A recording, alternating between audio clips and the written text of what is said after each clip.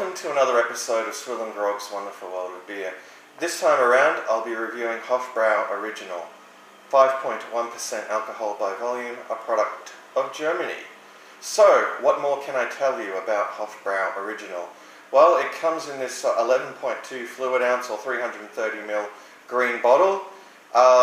Yeah, so I'm not a fan of the green bottle, as you probably all know, and if I were Ronald of Louisiana Beer Reviews, I'd obviously be complaining because it's a 11.2 fluid ounce rip-off bottle.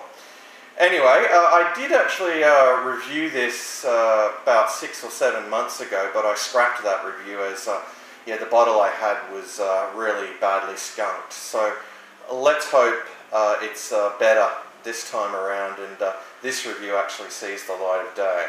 So I think without further ado, I'll grab the Kegworks bottle opener and crack the cap off, and I'll pour it out into this Pilsner glass. Alright.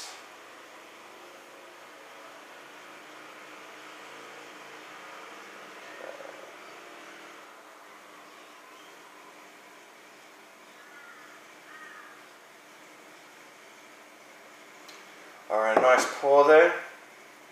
Okay, so let's make a assessment of the appearance, shall we? Well, the appearance is a very pale yellow, golden colour. Yeah, there's a lot of carbonation there. See lots of bubbles streaming to the top. When I poured it, there was, well, a little over 1 finger of head. There's just a little less than 1 finger of head now. So that head's dissipated rather quickly, although it's still got, yeah, I mean, just a little under a finger there, which is better than no head at all, I suppose. Anyway, onto the aroma. Oh, just snorted some of that. Oh, alright. Well, seeing I snorted it, I actually really, yeah, getting very good, yeah, indication of, yeah, what the smell does, or the aroma does comprise of. I think there's a lot of, it's very kind of grainy and grassy. There's even, you know, some kind of herbs like present there in the aroma. So, yeah, very grassy, grainy, you know, there's herbs present there, and even like a hint of citrus as well. So it's a rather pleasant aroma, and of course it does you know, compel me to dive straight in. So on that note, cheers to you all. Time to dive in and make an assessment.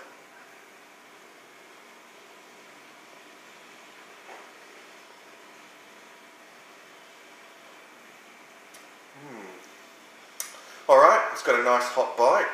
So yeah, that you know, always you know, pleases me.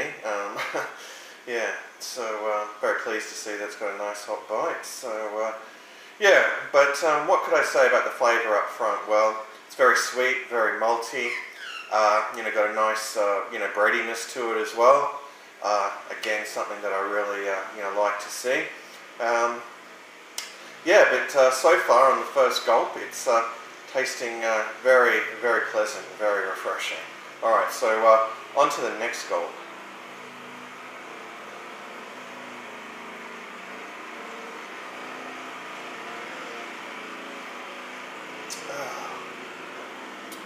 Oh. Well, it's definitely yeah, maintaining that you know, pleasant taste. You know, very sweet and malty and bready. You know, some nice, you know, hot bitterness there to balance it out. You know, it's not watery at all. I think it's probably a little slightly skunked. You know, being that it would have been sitting on a shelf at Dan Murphy's, but it's not too bad. It's definitely like bearable. I'm not going to you know, you know, take away points from it, you know, on account of that.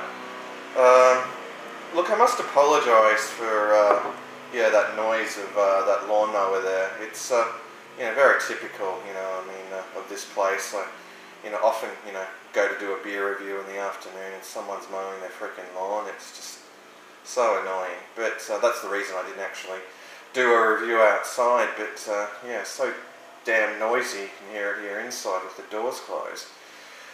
Anyway, back to the beer review. Yeah, this is yeah, very pleasant and very refreshing. Yeah, I mean, it's certainly one of those beers that you could say it's you know, very crisp, clean, refreshing and dry beer. It's definitely one that I would recommend you all try. I think it would be a better beer if it were in a brown bottle, but hey, that's obviously yeah, a decision that Hofbräu made to, you know, market it and bottle it in a green bottle. Unfortunately, it's probably not the best Munich Helles Lager I've had, but it's definitely up there. It's very drinkable, very sessionable. You can't really go wrong with it. You know, I mean, you could buy a carton of this and you know, go through it with ease. Yeah, so it's definitely up there. It's a very good Munich Helles Lager that I would certainly recommend to you all. Anyway, time to wind this review up. I see that I'm going over the 6-minute mark, which I don't like to do because, yeah, I mean, with you know, ADSL connections in Australia, yeah, uploads just take forever. I found on YouTube, and yeah, I mean, yeah, I try to keep them short just because of you know, the amount of time these reviews do take to upload. I mean, this one at the present moment is probably going to take you know, in excess of 2 hours, I would anticipate. Anyway, just another gulp of this before I bid you all farewell.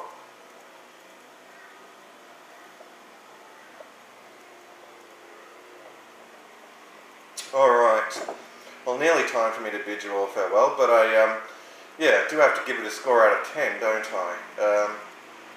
I'd be inclined to give Hofbräu Original. Oh, there's that damn mower again, good grief. I'd be inclined to give Hofbräu Original 8.5 out of 10. I think it only loses points because of the, well, actually I wasn't going to, you know, obviously, yeah, take away any points from it on account of the green bottle, but no, I'm afraid that I'm going to have to. God, I really wish they would put this in a brown bottle. Yeah, it'd be much better. Anyhow, what would I give it in terms of a score out of 10? 8.5 out of 10, yeah. I think that's only fair. Anyway, I think you probably, yeah, I mean, if you've got a carton of it and the carton was all sealed up, you'd probably find it's a little better because it wouldn't have been exposed to light. You could just take it straight out of the carton, you know, put it into your fridge. Anyway, enough babbling from me. Time to finally bid you all farewell. So, until next time, cheers to you all.